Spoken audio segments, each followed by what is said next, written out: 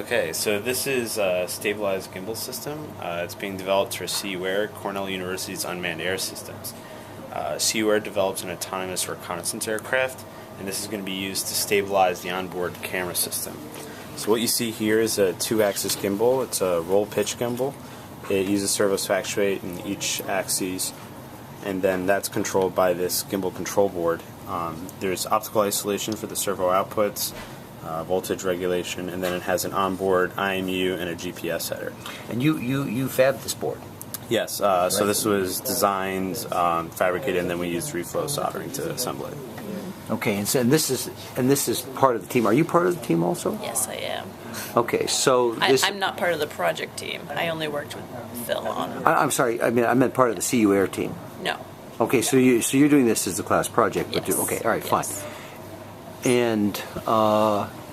And so you fabbed this board. You laid it out and fabbed it, and then you wrote a user interface for this also for testing and for calibration. Yep. So what you see here is you'll see the microcontroller logical time. You'll see the GPS isn't. Now we're not outside, but it would show the GPS data here, and then it shows the data coming off the IMU and the computed roll and pitch values. All right.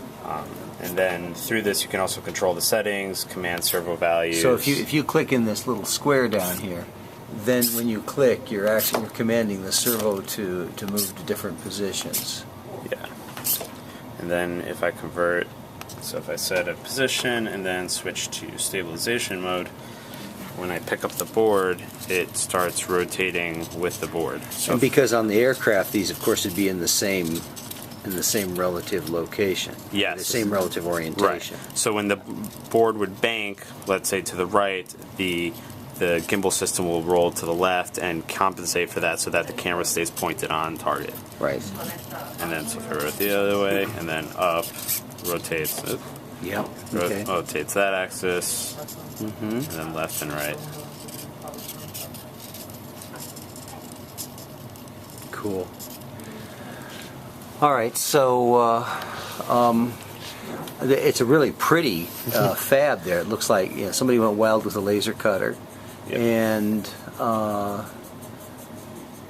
but ultimately, what would the parts be in the aircraft? Would they be wood, or would they be aluminum, or what would they be? So that actually depends on which camera we're flying with. So we have a gimbal system which is so this is laser cut.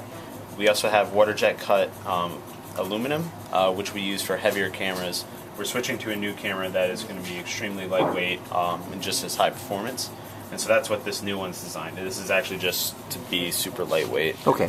All right. So, okay. The electronic gimbal here can be used with all of them, right? Yeah. Right. So the servos don't have to change, or the control software. Well, the control software doesn't have to change at all.